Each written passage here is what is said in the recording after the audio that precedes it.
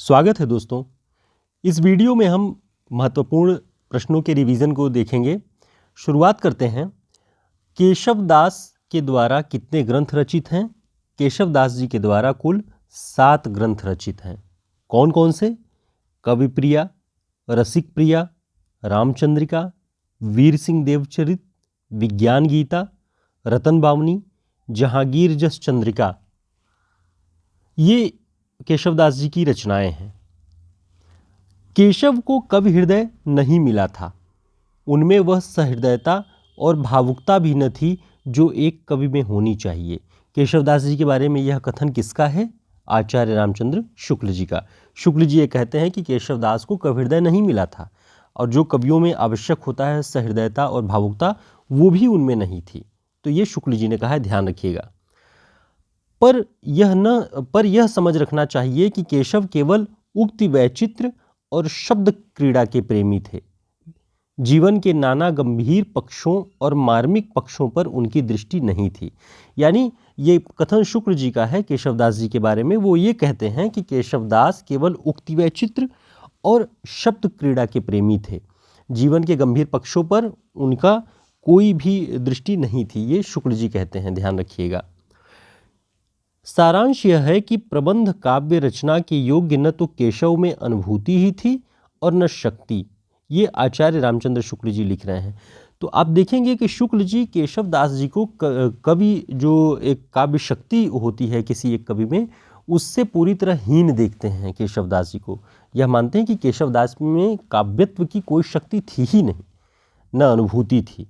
तो पूरी तरह से उन्हें खारिज करते हैं आचार्य रामचंद्र शुक्ल जी। इसे ध्यान रखिएगा।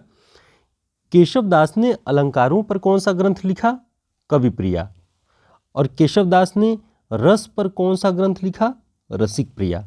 इन दोनों चीजों को ध्यान में रखिएगा। अलंकारों पर कविप्रिया और रस पर रसिक प्रिया। केशवदास के कौन से ग्रंथ प्रबंध काव्य की श्रेणी में आते हैं? 7 रचनाएं ऊपर हमने जो देखी, उनमें कौन से प्रबंध काव्य की श्रेणी में आते हैं? वीर सिंह देवचरित और रामचंद्रिका। ये दोनों प्रबंध काव्य की श्रेणी में आते हैं। दोस्तों, आपने अगर चैनल को सब्सक्राइब नहीं किया है तो सब्सक्राइब कर लीजिएगा और वीडियो को लाइक कर दीजिए। हमारा प्रयास आपको कैसा लगता है आप ज़रूर बताइएगा, क्योंकि आपकी टिप्पणियों से ही हमें उत्साह मिलता है काम करने का। तो जैसा भी आपके जो भी विचार हों उसे ज़रूर बताइए। हमारे टेलीग्राम चैनल को ज्वाइन कर लीजिए, व्हाट्सएप ग्रुप को ज्वाइन कर लीजिए। आगे देखते हैं। रतन बावनी जो केशवदास जी की रचना है, उसमें उन्होंने इंद्रजीत के बड़े भाई रतन सिंह की वीरता का छप्पयों में, जो छप्पय छंद है, उसमें बहुत अच्छे से वर्णन किया हुआ है और यह वीर रस का अच्छा ग्रंथ है।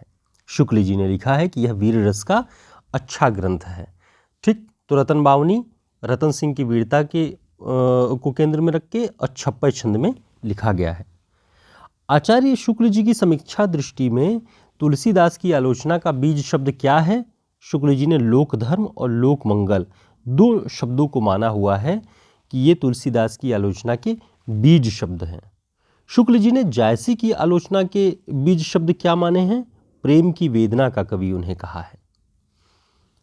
आगे देखते हैं। भ्रमर गीत की भूमिका का बीज शब्द क्या है?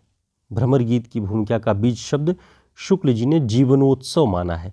इसलिए शुक्ल जी सूरदास जी को जीवनोत्सव का कवि भी कहते हैं, ध्यान रखिएगा। आगे महत्वपूर्ण पॉइंट देखते हैं। सत्यवती कथा, इस कहानी के बारे में आप जानते होंगे।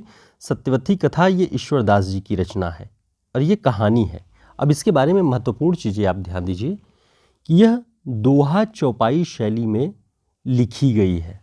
अब समझिए कि ये कहानी, ये जो कथा है, ये गद्य में नहीं है, ये दोहा चौपाई शैली में लिखी गई है और दिल्ली के बादशाह सिकंदर शाह के समय में। इस कहानी का आरंभ व्यास जन्मेजय के संवाद पर पौराणिक ढंग से होता है। ठीक, तो सत्यवती कथा एक कहानी है ईश्वरदास जी की, जो कि दोहा और चौपाई शैली में लिखी गई। ये विशिष्ट बात है।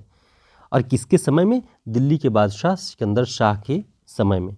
कहानी का आरंभ कहाँ से होता है? व्यास जन्मेजय के संवाद पर आधारित। आगे एक बहुत दिलचस्प बात है कि बद्री नारायण चौधरी जो प्रेमघन जी थे, वो भारतेंदु जी के समय में थे, बहुत सक्रिय थे, रचनाएं लिखते थे।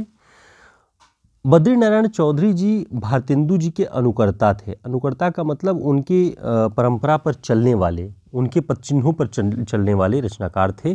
भारतेंदु जी अगर किसी प्रकार की कोई रचना लिखते थे तो उसके प्रतिक्रिया में या कहिए कि उसी का अनुसरण करते हुए उन्होंने भी रचनाएं रची है। जैसे भारतेंदु जी ने जब पुरुषोत्तम पंचक लिखा तो प्रेमघन जी ने ब्रिजचंद पंचक लिखा।